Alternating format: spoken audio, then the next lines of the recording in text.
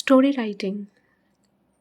তো স্টোরিটার নাম কি এখানে? The farmer and his faithful horse, একজন কৃষক এবং তার বিশ্বস্ত ঘোড়া।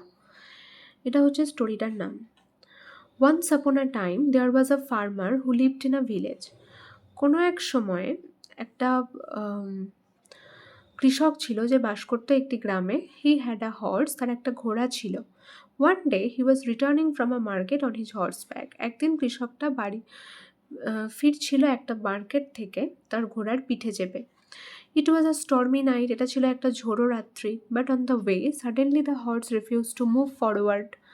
কিন্তু পথে হঠাৎ তার ঘোড়াটা মানা করে দেয়, মানে আর যেতে চায় না, সামনের দিকে এগোতে চায় না। Due to this the farmer whipped the poor horse badly, as the farmer was worried about how to reach his home quickly. এই কারণে, যেহেতু ঘোড়াটা যেতে চাইছিল না আর সামনের দিকে, তাই কৃষকটা খুব জোরে জোরে বেচারা ঘোড়াটাকে চাবুক মারতে শুরু করে। হুইপড মানে চাবুক দিয়ে মারা, খুব খারাপভাবে। যেহেতু কৃষকটি খুব চিন্তায় ছিল যে কীভাবে সে তাড়াতাড়ি বাড়ি পৌঁছাতে পারবে। But the horse still refuse to move. কিন্তু ঘোড়াটা তখনও যেতে চাইছিল না, সামনের দিকে এগোতেই চাইছিল না। In the next morning the farmer found the bridge collapsed in front of him. পরের দিন সকালবেলায় কৃষকটা দেখতে পেল তার সামনে একটা ব্রিজ ভেঙে গেছে।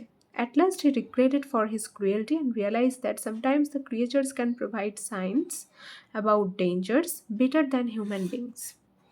এবং শেষ পর্যন্ত কৃষকটি খুব দুঃখ করে তার এই নিষ্ঠুর আচরণ নিয়ে, এবং বুঝতে পারে যে অনেক সময় অনেক প্রাণীরা অনেক সাইন্স দেয়, অনেক ইশারা করে যে বিপদ সম্পর্কে মানুষজনের থেকেও বেশি এরা বোঝে। From then the farmer always trust his faithful horse. তখন থেকে কৃষকটা সবসময়ই তার বিশ্বস্ত ঘোড়াকে বিশ্বাস করত। এর মোরাল বা নীতিকথা কি? Never be cruel to those who are loyal. যারা লয়াল, যারা অনুগত আমাদের প্রতি, তাদের সাথে কখনো নিষ্ঠুর আচরণ করা উচিত নয়। So guys, if you like my video, please subscribe my channel, like and share my video. Thank you.